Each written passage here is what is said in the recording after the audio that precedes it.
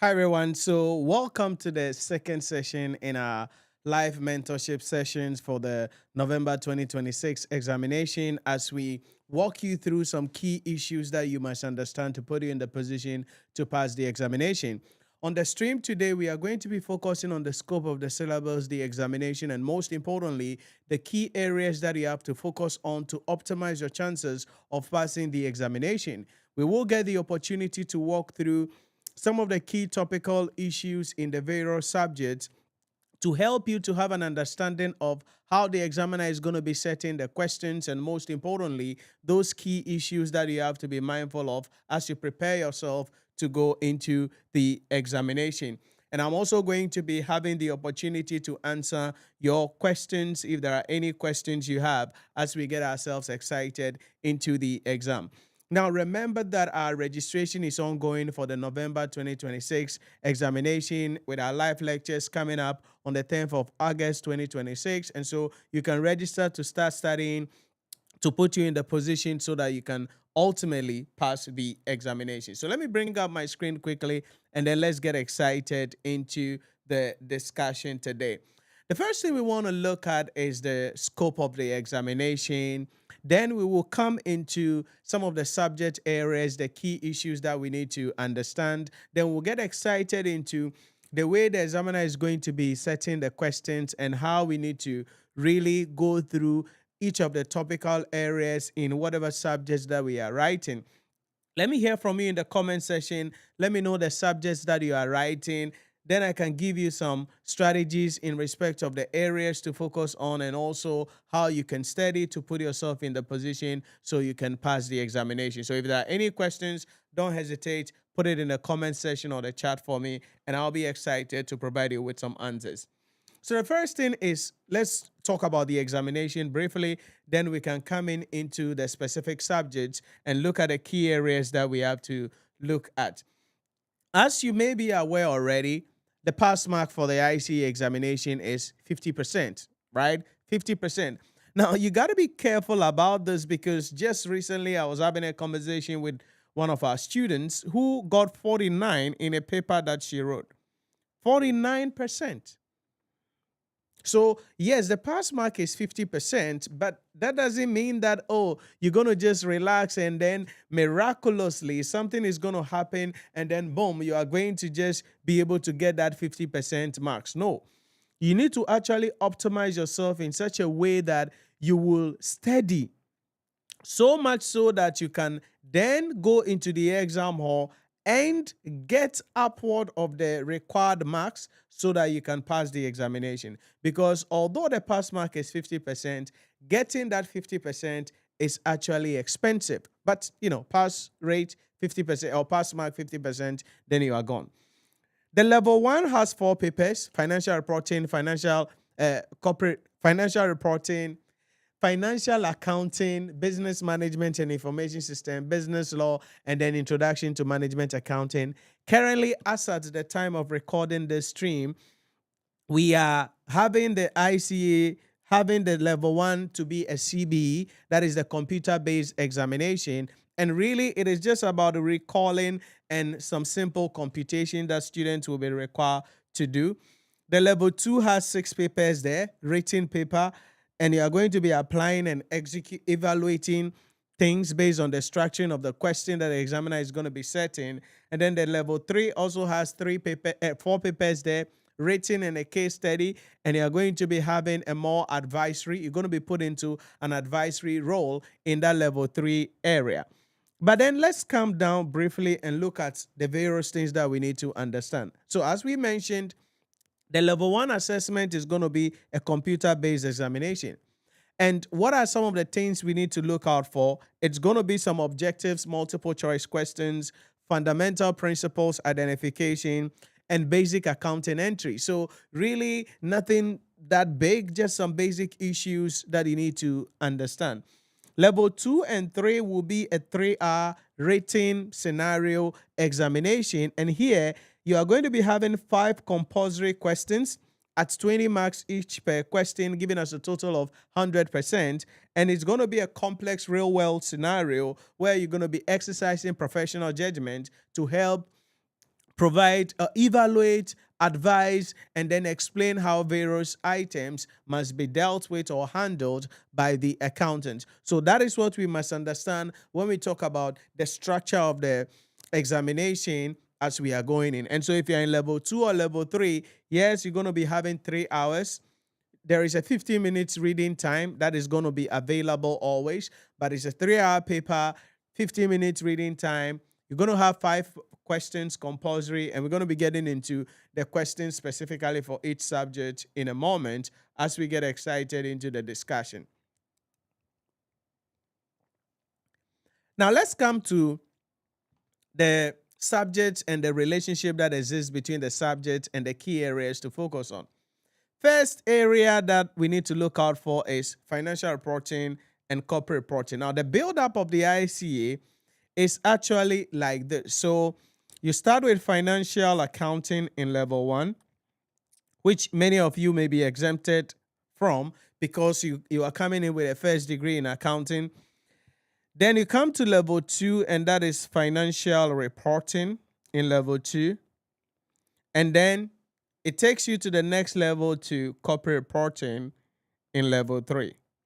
So that is the build-up for this paper here. And it's the thematic paper, or if you want to call papers in the ICAG professional qualification examination. So financial accounting is going to introduce you to the fundamental issues in accounting, how you prepare bank reconciliation statements, how you do double entry, how to deal with correction of errors. So if there are incomplete records, how do we deal with them in the financial statement? Then some basic accounting issues on how we recognize transactions and prepare some basic financial statements for companies.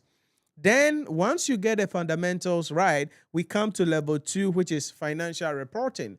And that is going to introduce you to quite a number of the accounting standards and then take you to another level. Then you conclude on corporate reporting, where you're going to be talking about everything in financial reporting. Then we add some few issues like business valuation, because here you are going to be taught how you value a business when a business is seeking to do to undertake an IPO, or it's an acquisition arrangement, a merger arrangement. Then an IPO will be necessary, a business valuation will be necessary, or specialized transactions, which is where we are dealing with corporate restructuring, financial reorganization. And so corporate reporting is that third layer that is bringing the discussions home here. Key issues you have to be mindful of will include the single entity financial statement preparation. And in the single entity financial statement preparation, there are a number of accounting standards that you have to be mindful of. So issues about IFRS 16 leases, very important here. Issues about IAS 38 intangible asset. Issues about IAS 21 effect of changes in exchange rate. And then taxation, IAS 12.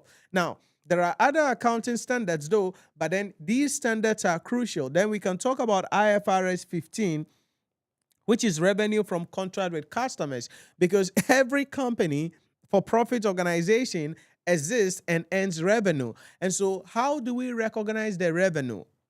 That is where IFRS 15 comes in.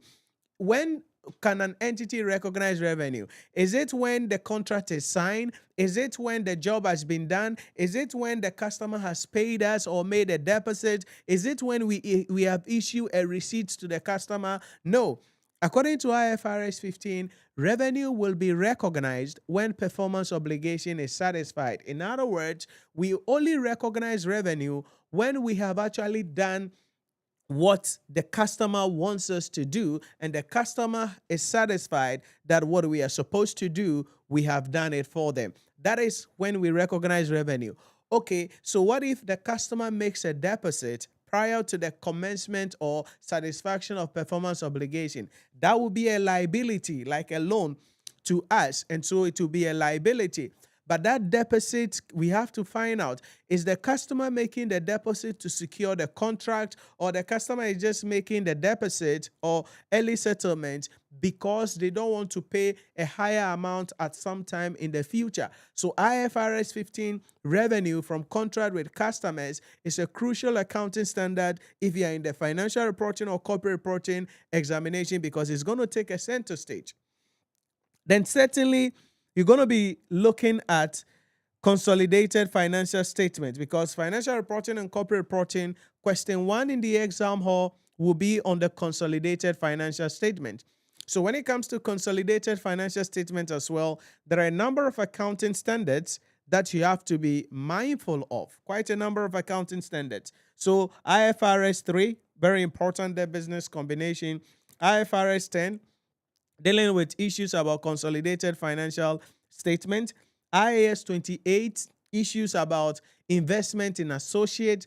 Then we can talk about IFRS 11, joint venture arrangement. All of these are very important here.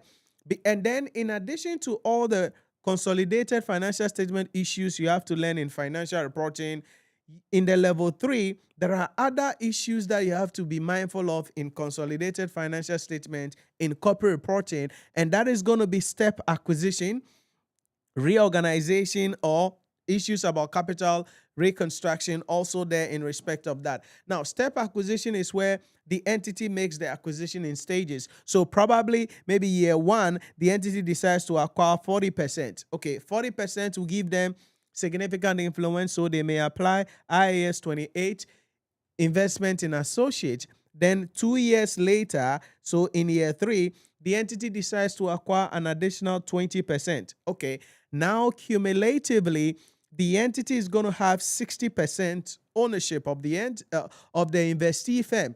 And so 60% ownership will definitely give them control. And so this is where we are going to be applying IFRS 10 and IFRS 3, consolidated financial statement and business combination, and do the various accounting in respect of that. Then we have to also be mindful of disposals. Just like how we can acquire a company, in corporate reporting and the consolidated financial statement, disposals are also important. So if there are disposal of interests, how do we account for it? So we control the company. We own 80% of the company. So if we own 80% of the company and we sell 30% or 25% of that, okay, we've sold 25%, but we still own 55%. That is still giving us control. It means we have disposed of some interest, but we've not lost control as an entity. How do we account for that?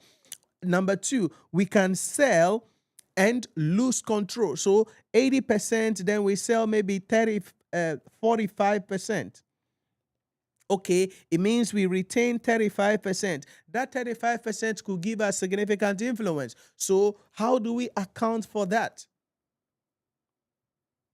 Or we can sell the business, the whole 80%, without retaining any interest. How do we account for that? Or we can sell the business and we'll retain just a minority interest in the entity, which is like maybe 10%, in which case we would have to then apply IFRS 9 financial instrument and account for that as a financial asset. So you realize that, yes, in corporate reporting under consolidated financial statement, in addition to all the nuances that you need to be mindful of in financial reporting, in corporate reporting, we are taking all the discussions to another level. Disposal, we have sold, but we still have control. So still we are going to be consolidating the financial statement. We've sold, but we have lost control. However, we have significant influence. Then we need to apply IAS 28, investment in associate, for the subsequent or the event after the disposal. Or we sold and we lose control. So that will be a true disposal. There, it means we can no longer do anything, take any records of the investee firm in the financial statement of the parent entity. Or the fourth one, we have sold our interest, but we still retain a minority interest. So that will be an investment we have in the interest of the entity, and that could be a financial asset to be accounted for in accordance with IFRS 9. So you realize that just on the disposal side of things, you are seeing IFRS 10 coming up, IAS 28 coming up, you are seeing IFRS 9 financial instruments coming up. And those are the things that you must understand about the advanced version of consolidated financial statement in corporate reporting. So step acquisition, then issues about disposal of interest, then we can talk about other complex group structure issues like foreign subsidiary. So if the parent entity has a foreign subsidiary, so the company is in Ghana but has subsidiary in Morocco, or has subsidiary in Uganda, or has subsidiary in the United Kingdom. Okay, that's a foreign subsidiary. That means IAS 21 is going to come to town. Effects of changes in exchange rate. What exchange rate do we use to translate the financial performance of the subsidiary and the financial position of the subsidiary? We need to know all of those things. Then the translation gain or loss, or forex exchange gain or loss, and then goodwill, translation gain or loss. How do we account for all of that? So these are various issues that we must understand when it comes to consolidated financial statement. So you realize that in the corporate reporting environment, consolidated financial statement has a lot of issues that you need to be mindful of. It's a 20 marks that is going to be in the exam, or question 1 that you must understand when it comes to dealing with corporate reporting, financial reporting, generally at the end of the day. So you got to be careful of that.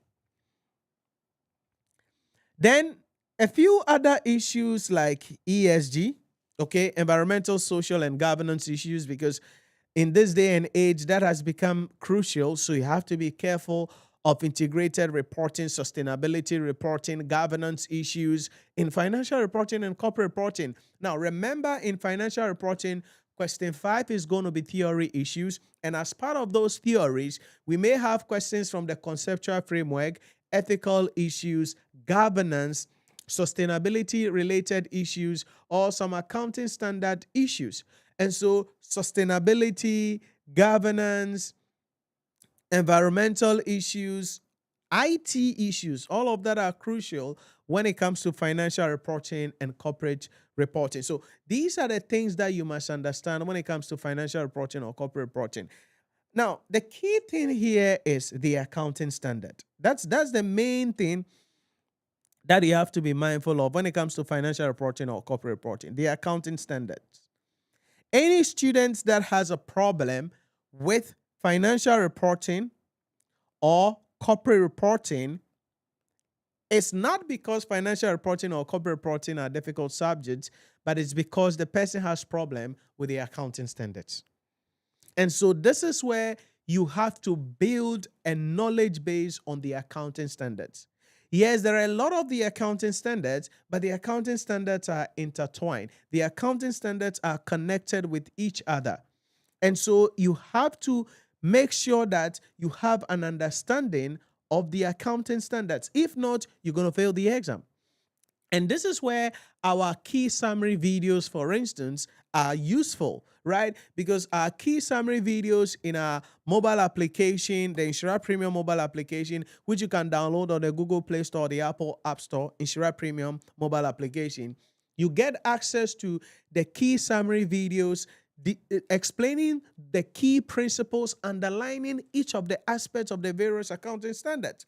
Because if you pick an accounting standard like IFRS 15, revenue from contract with customers, this is a crucial accounting standard with various parts. So, for instance, how do we deal with advance payment? So, when someone makes payment in advance, a customer pays us in advance, how do we treat it? There are even 2 ways that advance payments by customers must be treated. The advance payments could be as a result of the terms and conditions of the entity. There is a way that advance payment must be treated. Yes, it's a liability though, but there is a way it has to be treated if it is a terms and condition, because they have to secure the contract. But if the advance payment is just for the customer's choice, okay, The customer just decides to make payment to us in advance, not as part of the condition. There is a way it has to be calculated. So you pick IFRS 15, revenue from contract with customers, advance payment. Is it as a result of the terms and condition of the company, or is it that the customer wants to pay us quickly so that they wouldn't have to pay us a higher amount in the future? There is a way they have to be accounted for. Number two, if the customer makes credit, so we do credit sales with a finance option. Okay, so when we sell on credit with finance option, then how do we recognize the revenue in this? Because if we make credit sales with finance option, like the things that you hear, they say, oh, buy now, pay later, zero interest. It's a lie. There is no buy now, pay later, zero interest anywhere. Everything is cooked inside, because nobody will use their money or go and borrow money from elsewhere and use that money to buy goods and come and sell those goods to you for at the same price that cash people will come and buy it and not put any interest on it. So credit sales with finance option has finance income in there and the revenue in there. How do you recognize that? Are you following the discussion? Then the third area, so advance payments, how do we account for it? Credit sales with finance option, how do we account for it? The third area is the issue in respect of when we are dealing with performance obligation going beyond one accounting year. Okay? Performance obligation going beyond one accounting year. So this is where we are dealing with the construction contract. What are the principles underlining that? You must know that. You should be able to account for that. And there are actually about 5 or 6 perspectives of IFRS 15. And so what am I trying to say? You need to be solid on the accounting standards. If we pick financial instrument, when it comes to financial instrument, that's a key accounting topical issue you must understand as a financial reporting or corporate reporting student before you get to the exam hall. When it comes to financial instrument, there are 3 key accounting standards. We have the IAS 32, and this is financial instrument presentation. This one is used for the recognition of convertible loan notes. So when an entity issues convertible loan notes, it's a compound financial instrument. It has an equity component and debt component. How do we do the split? How do we account for it? IAS 32.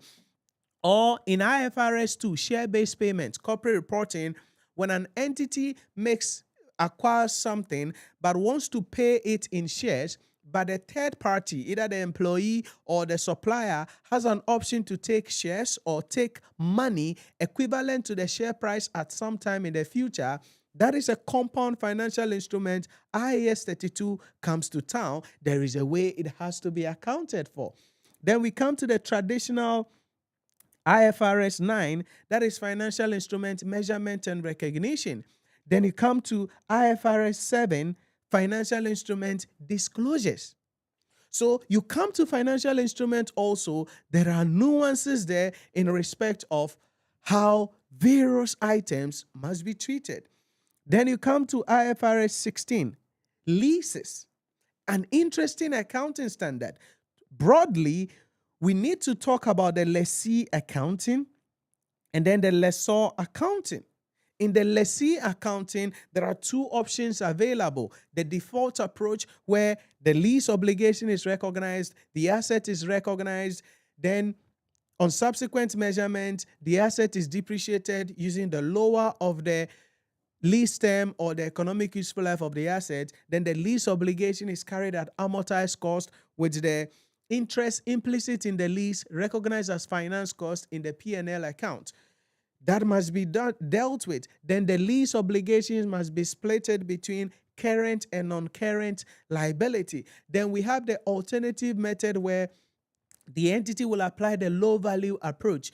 This is where the entity treats the lease arrangement as a normal rental, and so there is no recognition of the asset, no recognition of the obligation. Lessor accounting, the reversal of that, and then the sale and lease back arrangement. Okay, sale and lease back arrangement. How do we account for it? The sale and leaseback arrangement is where there is going to be a ceremony between IFRS 15, because performance obligation must be satisfied or not to determine how it will be accounted for, and IFRS 9, financial instrument. So what are we saying here? To pass the financial reporting or corporate reporting examination, you have to be strong in the accounting standards. And all I'm doing here is just gleaning the surfaces and telling you about the freestyles relating to the standards. I've just spoken to you about 3 standards on the overall, just 3 standards. But look at the aspect of each of these standards. The question is, how do you build your knowledge in such a way that you become that formidable, so that each of the aspects of the standards that the examiner will ask questions on, you will know how to apply the principles based on the context of the question. And that is where our key summary videos comes in. And you can get access to this in the Nhyira Premium mobile application and be able to go through this. And so we have the breakdown video on each standards and each of the aspects of the standards simplified to help you to understand the principles. Once you understand the principles, then you can go to the second layer, expose yourself to questions, either using our live practice question available, or use the practice question courses, because we have questions covering each of the aspects of the accounting standards in the practice question course. So if you want to pass the financial reporting or corporate reporting examination, then your best bet is to make sure you understand the accounting standards. That is the only way here. And as I said, I just gave you freestyle on 3. Then we can go to the grandpapa of the standards, and that is IAS 16, property, plant, and equipment. Now, when it comes to this standard, it actually has connection with a lot of other standards. For every standard you pick, we have what we call the initial measurement. We have some key terms and definitions, the objective of the standards. Then we come to the initial measurement. Then we come to the initial recognition. Then we come to subsequent measurement. Then we come to disclosure requirement. So if you pick a standard like IAS 16, property, plant, and equipment, on the initial measurement perspective, there are a number of accounting standards there that you have to be mindful of. And that is what I keep on saying, that the accounting standards are intertwined. Then we come to the subsequent measurement. All right, so subsequent measurement. So at the initial measurement, IAS 16 states that the initial cost of an asset shall be the purchases cost plus all other directly attributable costs incurred in bringing the asset to its present use. And so when you're determining the initial measurement of a property, plant, and equipment, there are a number of standards that will come to town there that you need to be mindful of, like IAS 19, employee benefit.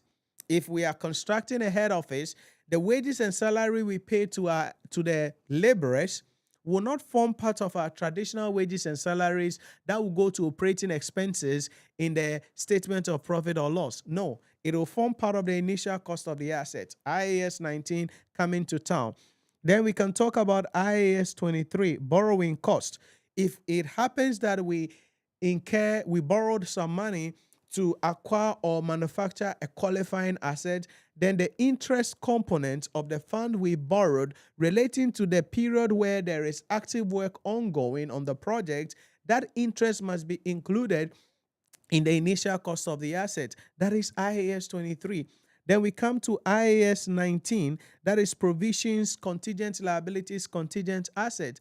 If we have to incur some cost in the future to dismantle or restore the place, the land, the environment to how it was prior to the commencement of the usage of the asset, then IAS 19 states that future cost must be discounted into present value, and that present value must be included in the initial cost of the asset. So IAS 19 comes to town there. Then we can talk about IAS 20, government grant, because sometimes an entity may make an investment and the government will reward you or give you some money in return. So, for instance, the government will say, we want to create a lot of job. And so for that reason, if you can go to Gomoa, you can go to Sandema, and you establish a factory there and employ 100 people, you will get $100,000.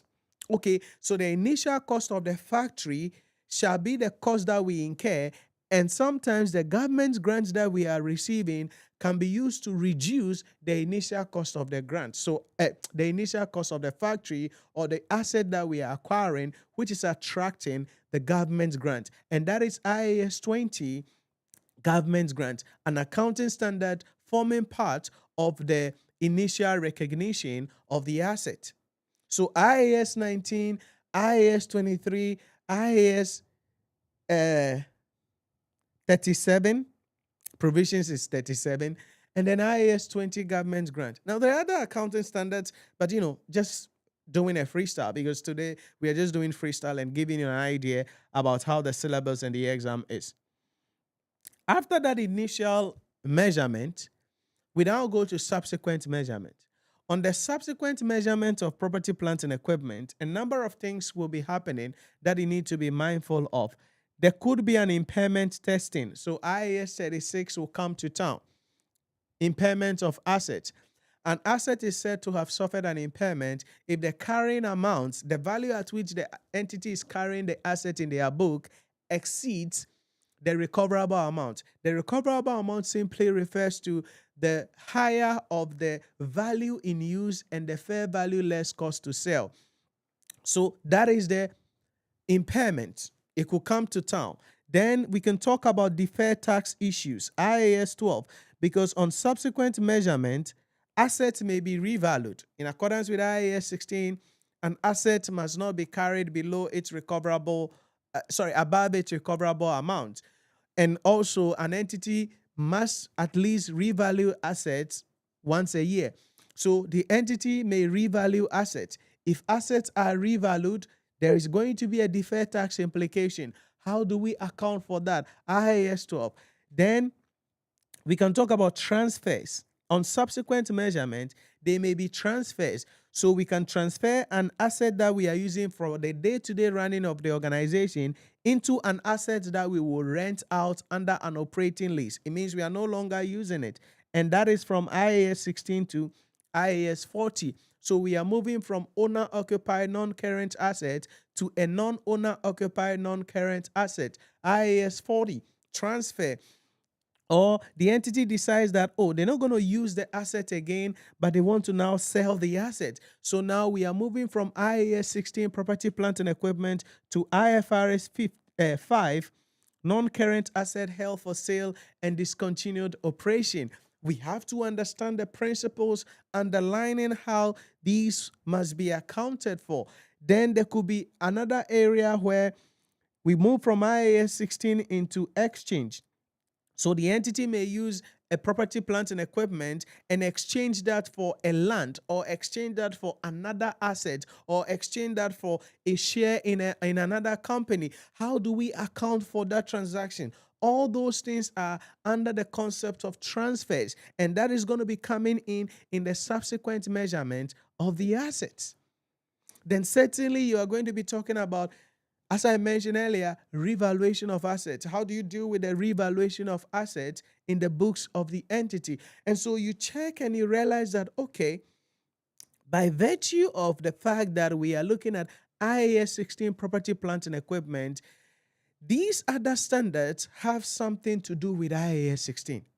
And that is the beauty of the accounting standard, that they are intertwined with each other, and you have to learn them in that symbiotic connection, right? They are together. So you don't say, I have finished learning IAS 16. If I give you a question and an entity is using the asset, so they bought an asset and they have used the asset for 2.5 years, and now management has decided that they're going to sell the asset, but at the reporting date, the asset has not been sold yet. How do you account for that? So the first 2.5 years, you are going to be applying IAS 16, property, plant, and equipment, depreciate the asset, and get a carrying amount. Then on that day that they want to now sell, you are now going to move into IFRS 5 to find out whether the recognition criteria for a non-current asset held for sale has been met. If it has been met, then the asset must be derecognized from property, plant, and equipment, non-current asset, into current asset, non-current asset held for sale and discontinued operation. These are the things that you must understand when it comes to the standards. And so I am just talking about IAS 16, property, plant, and equipment. But now, how many standards do we have? 1, 2, 3, 4, 5, 6, 7, 8 standards. I could escalate this to 14 standards because the standards have connection with each other. So what am I saying? Yes, to pass the corporate reporting and financial reporting examination, you have to understand the accounting standards. Yes, there are a lot of accounting standards you have to go through. However, there is a way you must learn the accounting standards, understanding the connection that exists between the accounting standards, and most importantly, knowing each aspect of the accounting standards. Because you can go to the exam hall and there is IAS 16 there. But it is like the example I gave. The entity acquired the asset, used it for 2.5 years. Now the entity has decided that they want to sell the asset. At the end of the year, they've not sold the asset yet. So the entity has decided that instead of selling the asset, they will now rent it out under an operating lease. Wow. So look at the story there. They acquired the asset, used it for 2.5 years. Then they decide that they want to sell it. But at the end of the year, they couldn't sell the asset. And so management now decides that they want to rent out the asset under an operating lease. So what does that mean? It means you are moving from IAS 16 for the first 2 years, charge depreciation, IAS 16, to the date that they have decided to sell, IFRS 5, non-current held for sale and discontinued operation, to the end of the year that the entity now says they want to now rent out the asset under an operating lease, which is now going to be IAS 40. So in one scenario, for 5 marks or 7 marks, depending on the objective of the examiner, you are now going to call on 3 different accounting standards to deal with that story with speed, accuracy, and understanding. And that's the beauty of the accounting standards.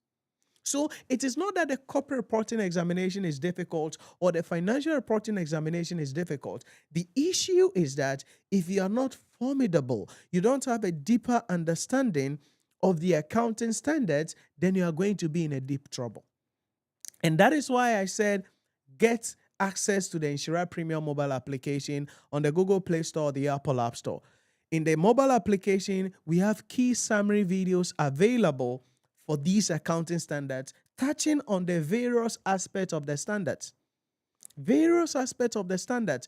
In addition to that, you get access to be able to then join our live lectures and study directly under my mentorship. Imagine you are studying these accounting standards under my mentorship.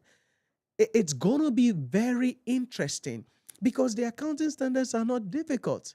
You just have to understand the way they are, each of the aspects of the standards, how simple they are, and how the standards connect with each other. Once you understand the fundamental principles of each standard, the relationship that exists between the standards, whatever question you go and meet in the exam hall, you should be able to answer the question and put yourself in the position to pass the examination. So these are the things that we must understand when it comes to dealing with financial reporting and corporate reporting. So really, the accounting standard is the key thing. Because about 75 to 80% of the things that you are going to see in your financial reporting or corporate reporting examination are accounting standard related. From question 1, consolidated financial statement. Question 2, standards. Question 3, single entity. Question 4, ratios. Even in ratios, the standards will be chasing you there. Yeah, the standards will be chasing you in the ratios. So you got to be careful of the accounting standards. That's the first thing we must understand. Financial reporting, corporate reporting. Do you want to pass the examination? Then these are the breakdown of the syllabus on financial reporting and corporate reporting. But the key takeaway here for this is understanding the accounting standards. How do you understand the accounting standards? By being aware of the underlying principles of each of the accounting standards, because that will put you in the position to go into the exam hall, write the exam with confidence, and pass the examination. Let me hear from you.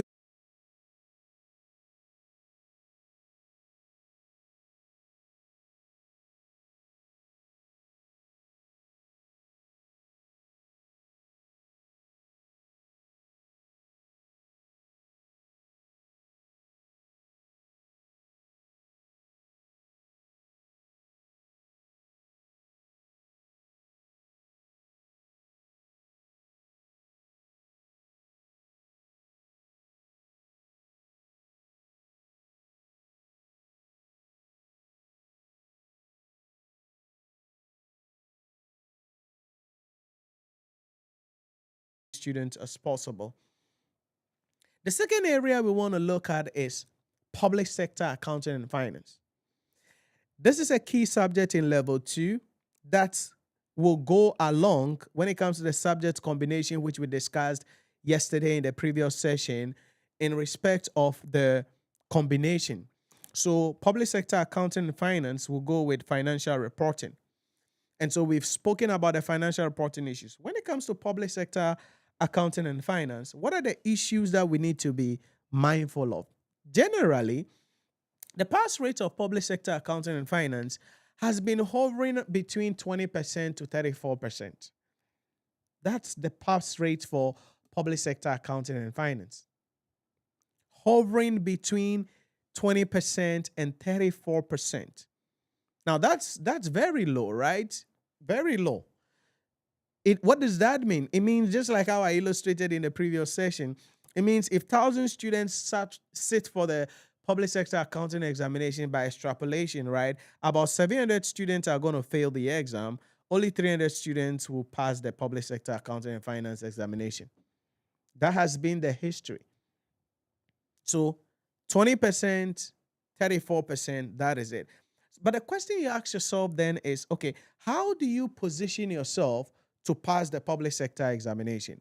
How do you optimize your chances so that you'll be part of the 300 people who will pass the public sector examination? How do you optimize your chances? So let's look at a few things that you must understand. The Public Financial Management Act 2016, Act 921, it's a very important financial instrument, or if you want, act that you must be mindful of as a public sector accounting student. Because a lot of the discussions in public sector accounting and finance will be coming from the Public Financial Management Act 2016, Act 921. A lot. Talk about the roles of the key public officers, talk about how budget is going to be prepared, talk about various issues about the public financial management system of Ghana. It's going to be coming from the Act. Then statutory funds, you must be aware of these statutory funds, the consolidated fund, the contingency fund, the sinking fund, and the various other funds that we have to be mindful of. Duties and roles of key public officers, very important. You must know this. That the Nolan 7 principle, because you have to understand that there is ethics in public sector. As you have to be aware of, throughout the ICAG syllabus now, the 2019 to 2020, the 2024 to 2028 syllabus, there is ethics in public sector. The ethics in public sector is actually captured under the Nolan 7 principles and the Macaulay's virtues of public administration. So Nolan gives 7 principles that you have to be aware of when it comes to dealing with the issue about how public sector officers, the traits that they must possess, and then how they are able to carry out their work, the virtues that they must have. So ethical issues, very important. Almost every examination diet, Nolan or virtues has been featuring. So you have to be mindful of that as a public sector accountant and finance student as you are going into the examination, because these are crucial issues you need to be mindful of. But as always, PIFA is also going to be crucial. You're going to have a 10 marks question on PIFA. Public Expenditure and Financial Accountability Framework. Now, the PIFA framework is a tool that is used to evaluate the strengths and weaknesses, the efficiency and effectiveness of the public financial management system of the government.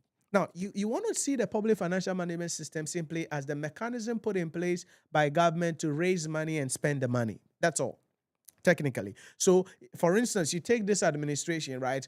How much money? How do they raise money? They are raising money from what? Oil, from taxes, the IMF bailouts. We are getting some money. Just recently, we got the final money coming in after the completion of the program. Okay, we are borrowing money as well. So all these are sources of revenue. Then the money is being spent on what? Payment of wages and salaries. They are awarding contracts under the Big Push project. That's now some people are chewing the chickens and things. And various other issues, right? So how efficient and effective is that system that the government has put in place? The PIFA framework, where we use 7 key pillars to assess the strengths, weaknesses, or efficiency and effectiveness of the public financial management system of the government. That is the idea here. PIFA, 10 marks waiting for you in the exam, or you have to be mindful of it. But this is one thing you must understand. Just like in financial reporting and corporate reporting, accounting standards are taking a center stage. When it comes to public sector also, the accounting standards will be taking a center stage. In question 2, you will have a 20-mark question in public sector accounting and finance on the accounting standards. In question 2. Then the accounting standards will also help you to be able to deal with question 1, which is preparation of financial statement. Because most of the footnotes in the question 1, preparation of the financial statement, either for the central government, a covered entity, or whatever, will be based on the application of the accounting standards.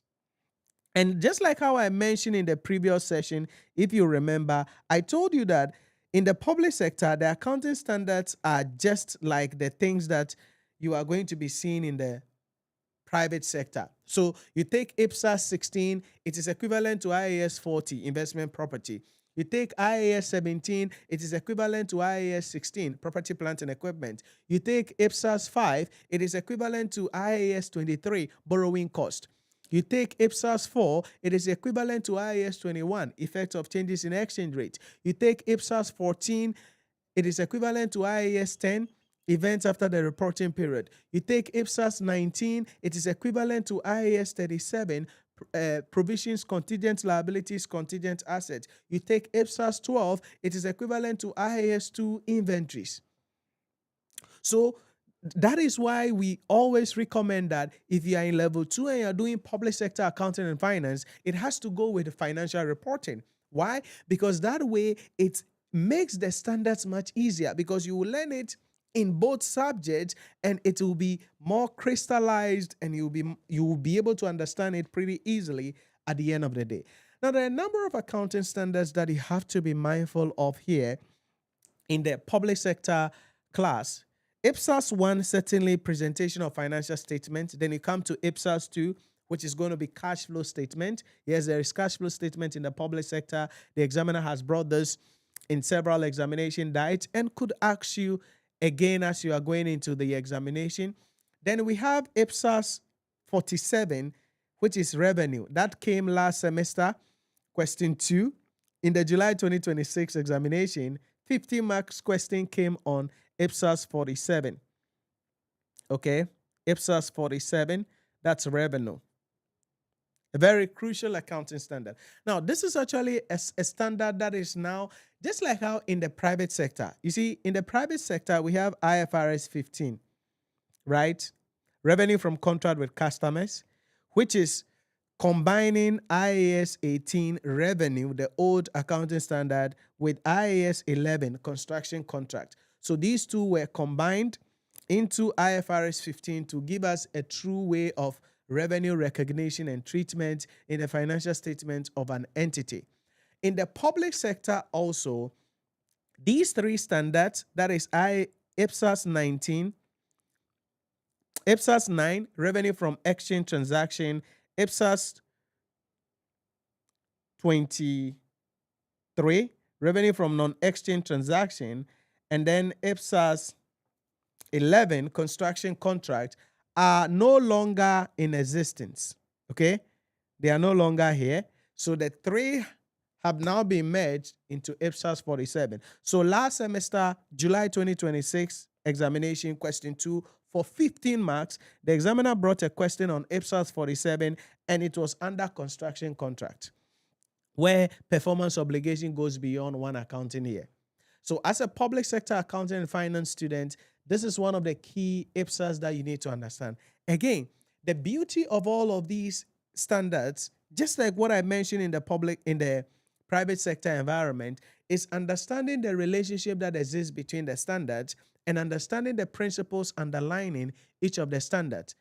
Yes, again, in our key summary videos, in the mobile application, you get access to all of this. And then in our practice question course for public sector accounting and finance, you get notes and lecture videos and practice questions on all the key accounting standards that you must understand. Because if you are going into public sector accounting and finance, you cannot go there without a solid understanding of the accounting standards, because that is going to be crucial. That is going to be essential if you want to pass the examination. But also, you must be aware of the fact that in the public sector, we may be moving from accrual basis to cash basis, or from cash basis to accrual basis. Okay, so basis of accounting, very important issues that we must understand there.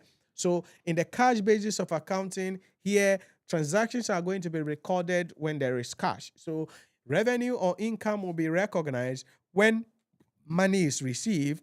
In the accrual basis, revenue will be recognized or income will be recognized when the transaction has taken place or when the performance obligation is satisfied, right? As per IPSAS 47.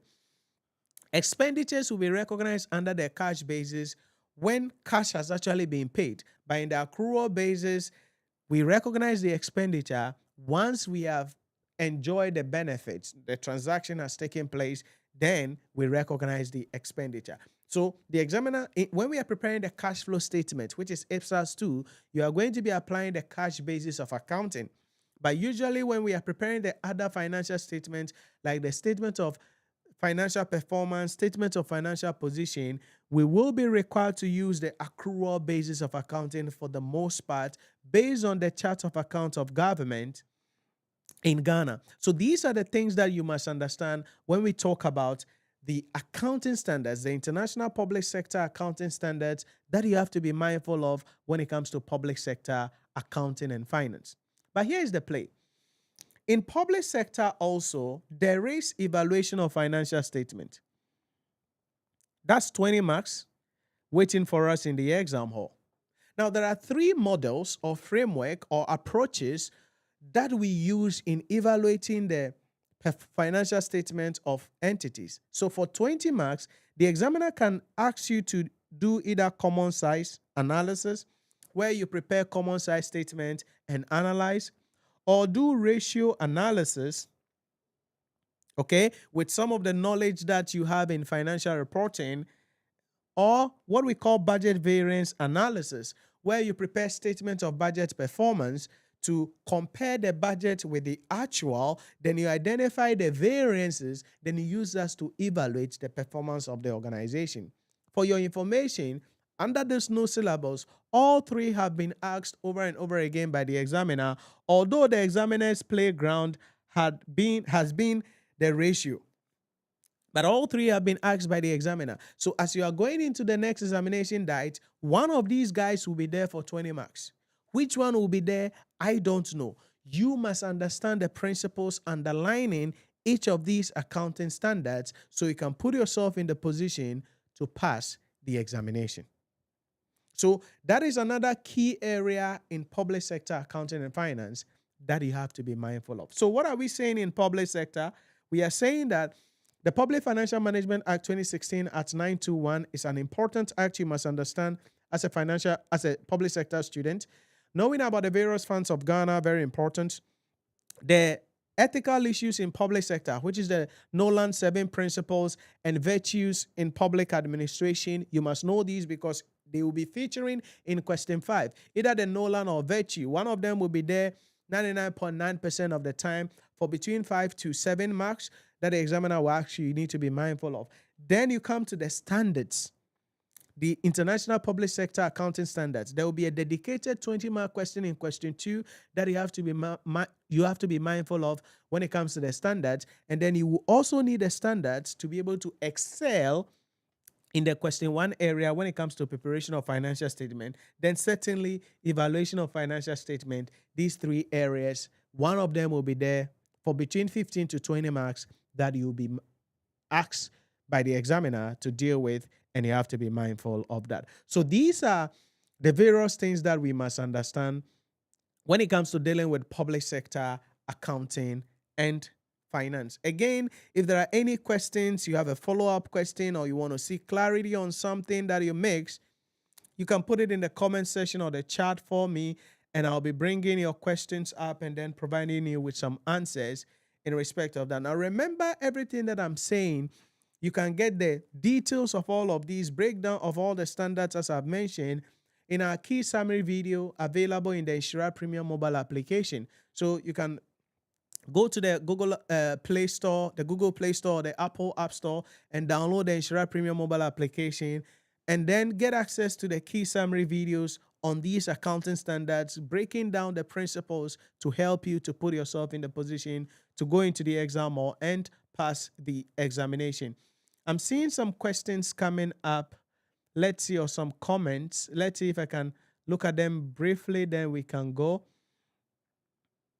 Let's see. So on Facebook, this is coming from Darling Prince. It says, Prof. Prince, watching live inside Bobriase Ahimbo Boano in the Adanse North District. Okay, Prince, thanks for joining us and thanks for joining the stream. If there are any questions, please put it in the comments for me. Then we have Wissa coming up. He says, thanks, Nhyira. FR and CR are crucial, so I would rather you share the course outline for the 12 weeks so that we are aware of the upcoming topics as we proceed. Okay, definitely that will be done as we proceed in the discussion and build our knowledge at the end of the day. Okay. What else do I have? Let's see, TikTok. Do I have any messages on TikTok? Messages on TikTok. Let's see. I cannot pull it up. Okay. Let's see. Then we come to taxation. And I mentioned this in the previous session, so I'm not going to say a lot about taxation. But principles of taxation, advanced taxation have a lot of issues that we need to be mindful of, because everything in principles of taxation is now in advanced taxation. Just like how everything in financial reporting is in corporate reporting, that's the same thing here. So if you are writing advanced taxation, you got to be mindful of everything in principles of tax. Because it's not like you have to be mindful. In your syllabus, you will see it there. Okay? In your syllabus, you are going to be seeing it there definitely at the end of the day. So I'm seeing some follow-up comments. Let's see if I can address some of them quickly. Please, is the financial reporting study text available now? I have to check with that FR study text.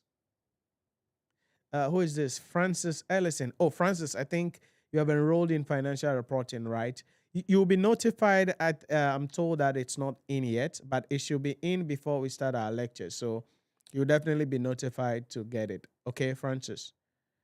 So you'll be notified, definitely. Then on TikTok, I'm seeing some chat. Kafui made it, said, thanks, Nhyira. It's a pleasure, Kafui. Thanks for watching us. You are doing a great job. God bless you. Amen. And thanks for joining us on the stream. Kafui made it. Really appreciate your engagement and comments and sharing on the stream. So when it comes to taxation, quite a number of issues that we need to understand here. Issues in respect of how we are going to be dealing with chargeable income. Okay, we need to be mindful of that. various concessory rates that will be applicable. We need to be mindful of that. So, for instance, thematically, tax liabilities of individuals, tax liabilities of companies, sorry, tax administration in Ghana,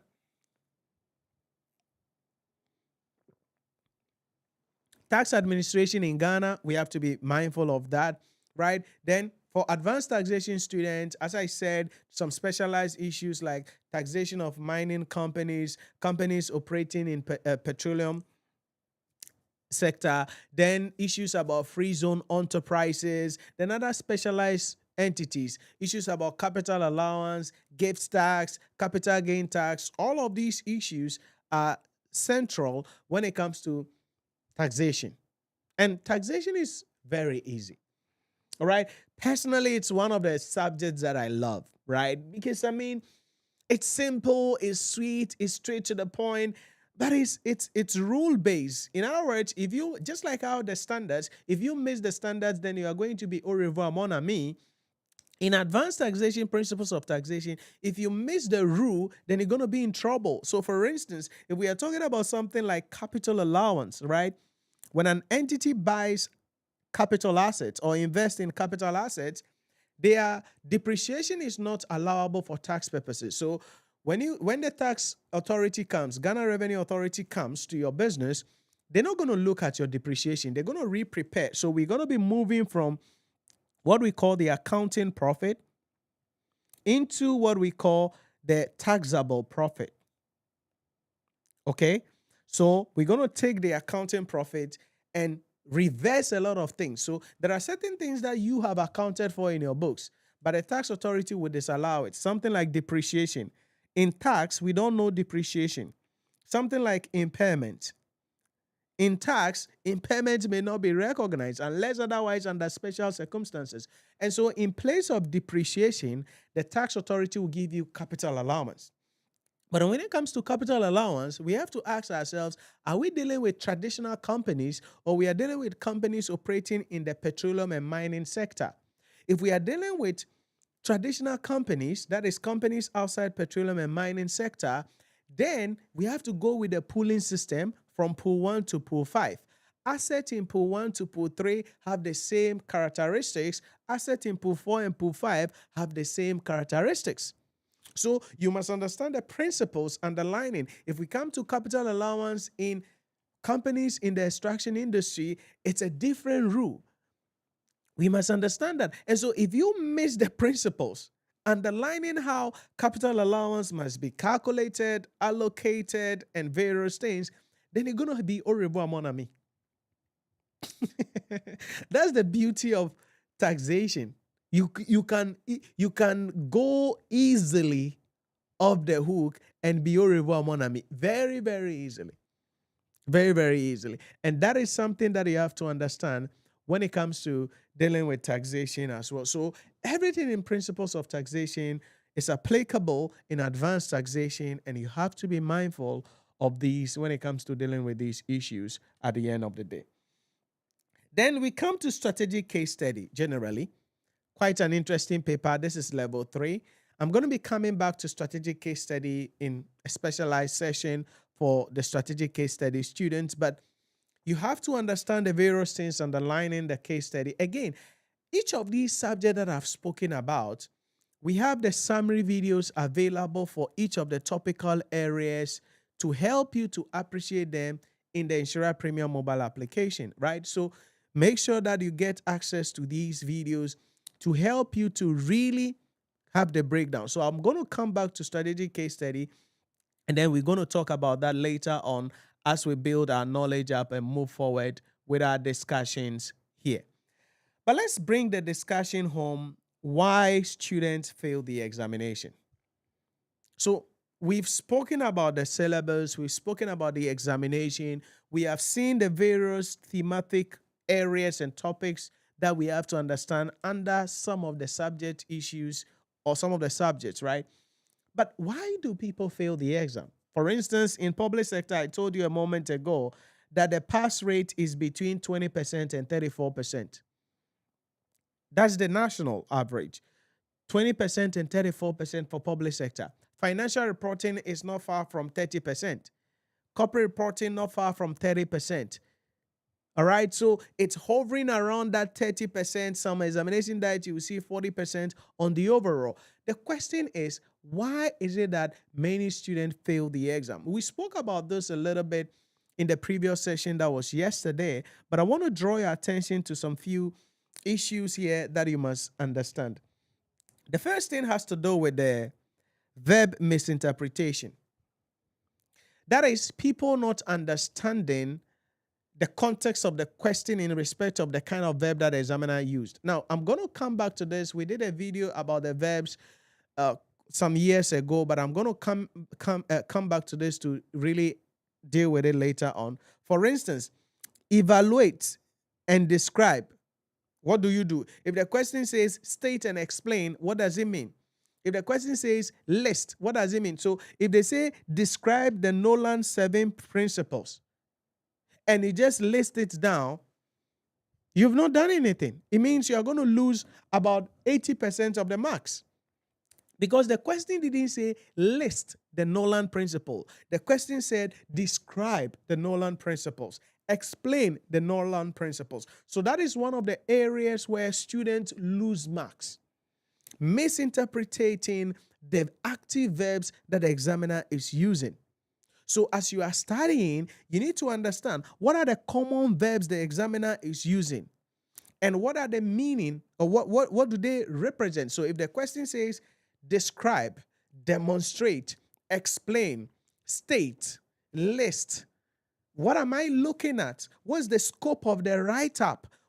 How am I supposed to structure my answer to ensure that I get significant portion of the marks related to the question that the examiner is asking me?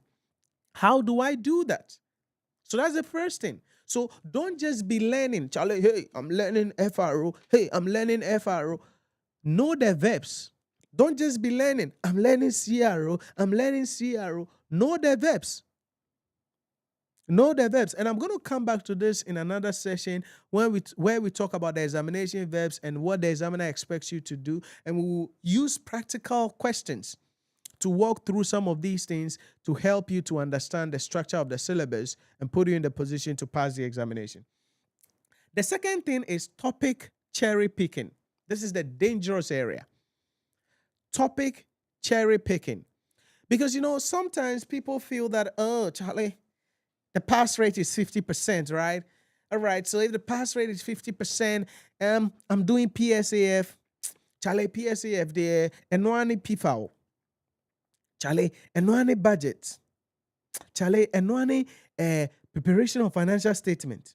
If I can master these three, Charlie, I'll pass public sector easily. My sister, you will go and fail the exam. You will fail the exam.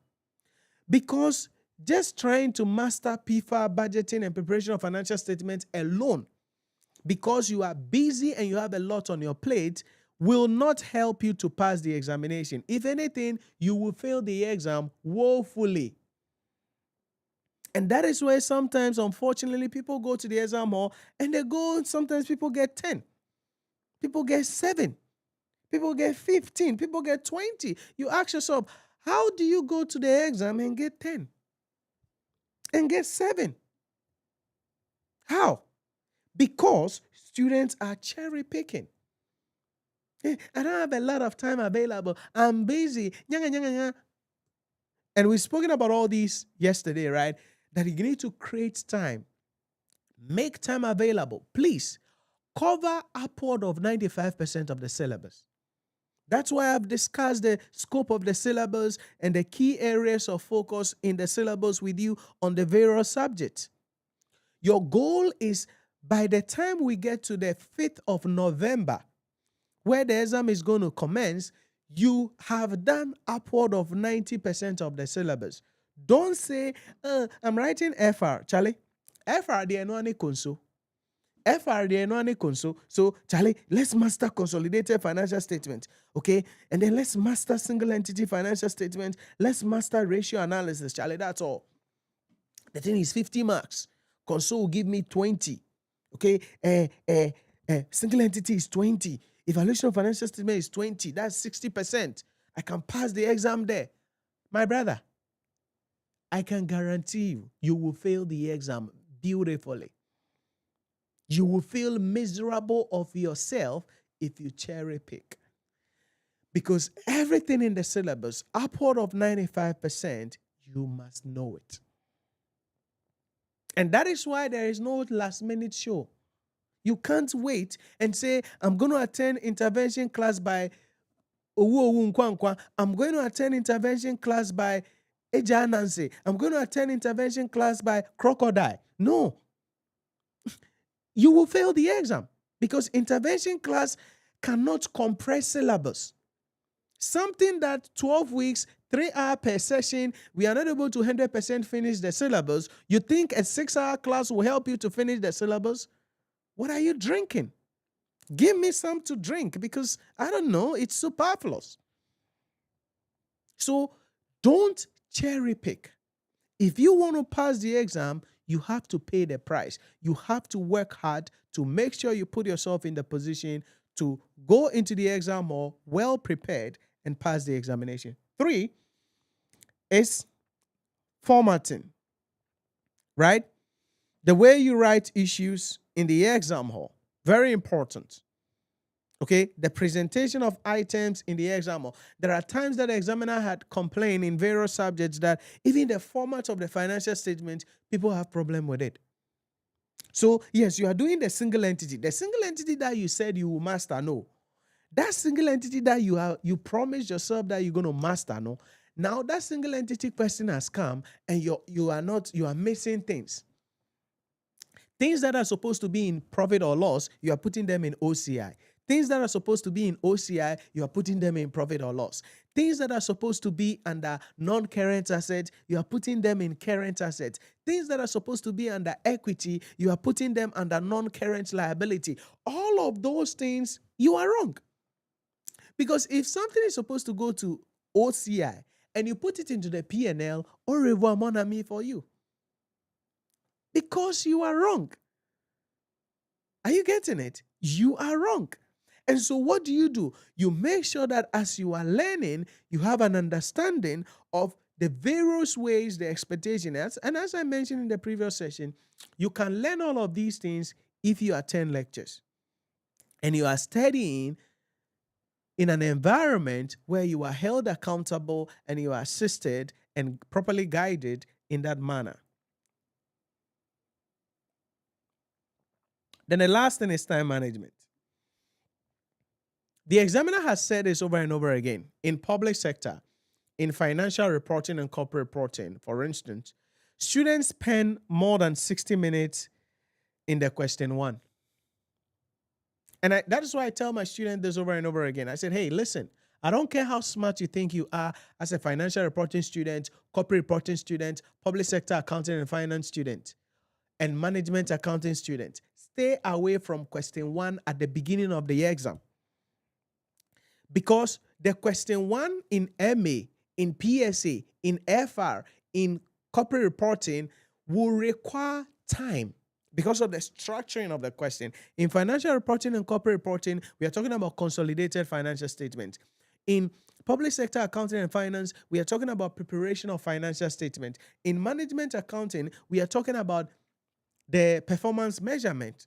In management accounting, those are going to require time. So in the exam hall, people waste time on things they are not supposed to be doing. And sometimes, and I've said this over and over again, right? Sometimes you see people will fail the examination, not because they don't know, but because they were caught up with time. That's why sometimes people fail. Some of you, probably you may have failed the exam in the past. You didn't fail the exam because you didn't know. Sometimes you failed because of time. Because by the time the examiner says, the invigilators say, get ready to stop work, you are now finishing the 3rd question. And that means 15 minutes to go. Then you start panicking. And you know that I have failed the exam. Because at the end of the day, you've answered 3.5 questions. You can't, unless otherwise you are a genius. Unless otherwise you are shark brain. You can't pass the examination with answering 3.5 questions. And unless you are really good, which means the 3.5 questions you answered, you are getting 90% of the marks allocated with the 3.5 marks, 3.5 questions. Then you can have a chance of crossing the 50 marks.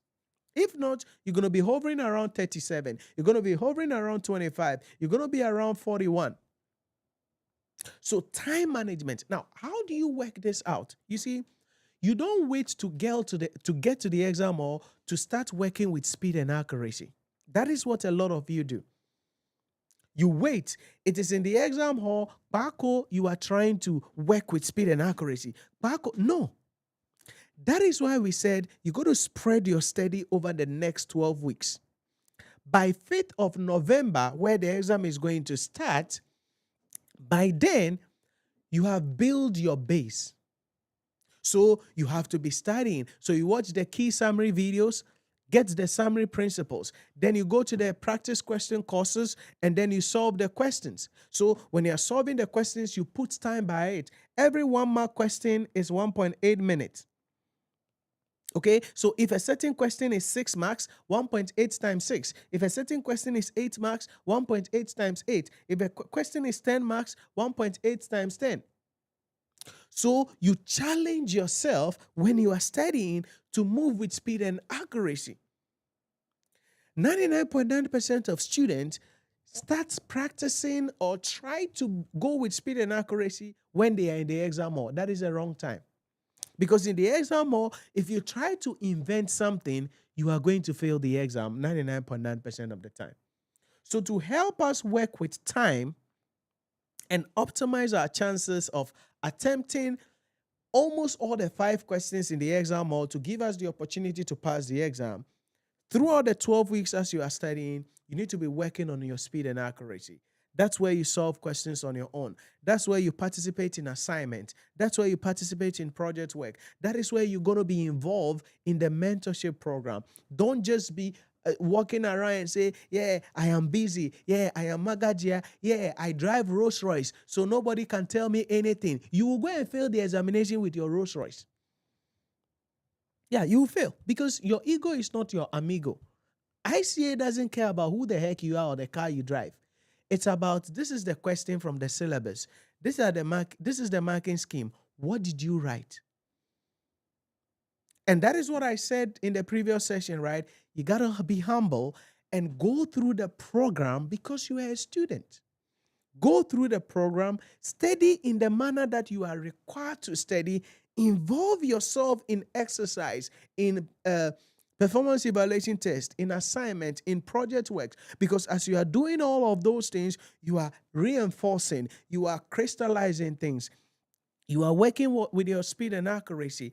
Then throughout the program, you are going to be guided. Hey, when it comes to this subject, these are the theory areas. These are the ways the examiner is going to be setting the questions. These are the areas that you have to focus on to optimize your chances of passing the examination.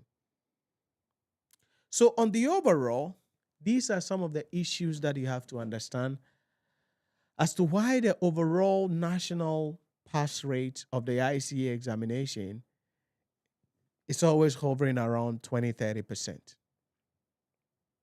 But if you are willing to work hard, go through and study in the manner that you are supposed to study, you will pass the examination. That's the thing. Because, for instance, our mentorship program, students who go through our mentorship program, 8, 9 out of 10 of them pass their examination. 8, 9 out of the 10 pass their exam. Now, these are people who go through the program, the mentorship program. I'm not talking about people who registered with us. I'm not talking about people who attended our class. I'm talking about people who go through our mentorship program. Because our mentorship program is broken down into getting access to the key summary videos, being able to join live lectures or watching the playback, then most importantly, doing assignments, participating in performance evaluation tests, doing mock examination and others, because your scripts are going to be reviewed, you are going to be helped and assisted to do various things. So by the time you get to the revision in our executive revision masterclass, we are just crystallizing. We are just making sure that things are getting your way very well. And 8, 9 out of those people from 10 pass the examination. And that is the nature of our mentorship program. And the key thing here is that you're going to be held accountable. Accountability is crucial. You're going to be held accountable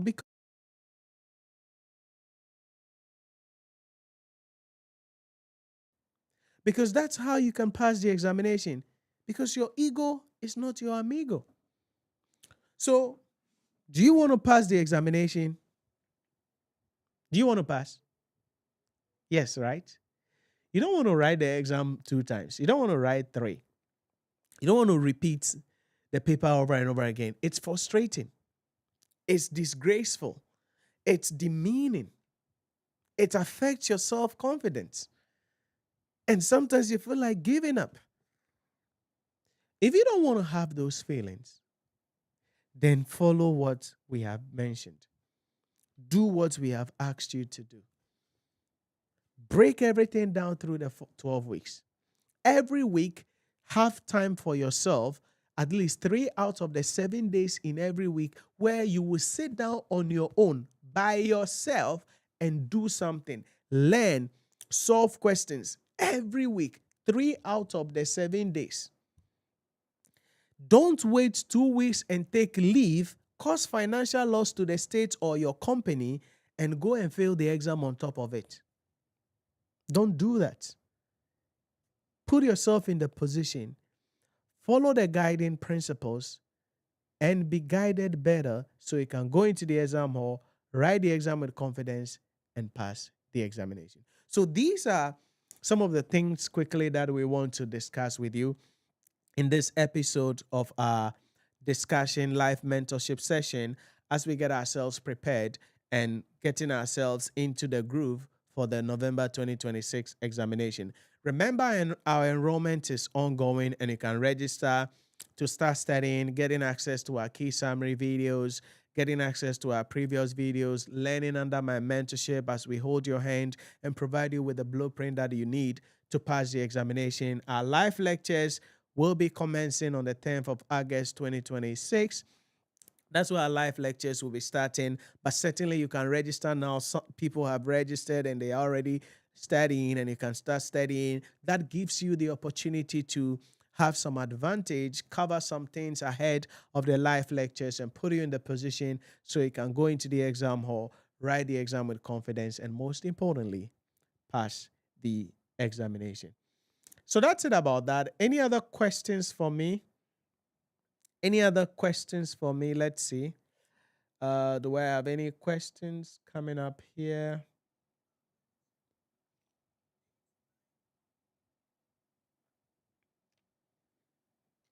Let's see.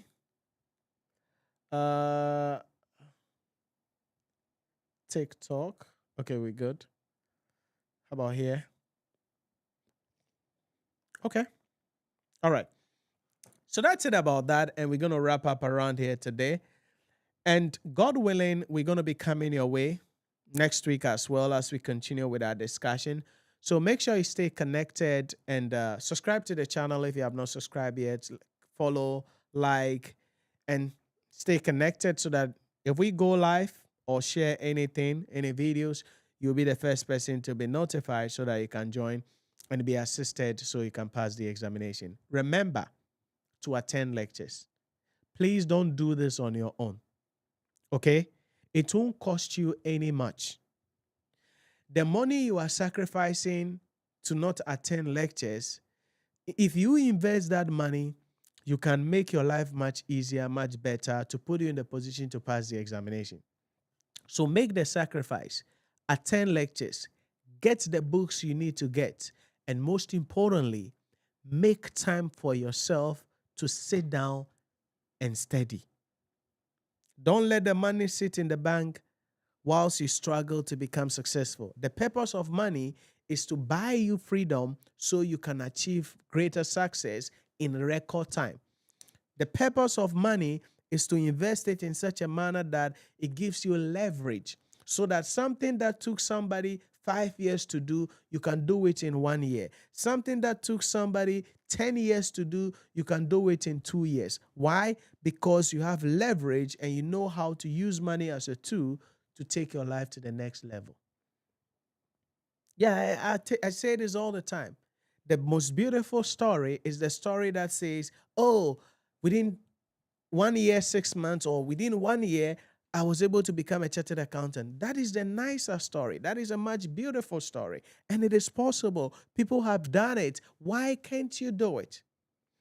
If you are willing to make the necessary sacrifices and be held accountable, then I will entreat you to join our mentorship program because it will assist you, give you the blueprints that you need, give you the guideline that is required, and put you in the position to go into the exam hall, write the exam with confidence, and most importantly, pass the examination. Have a great weekend, and we'll catch you in the next one as we continue with our live mentorship session. Stay safe and take care.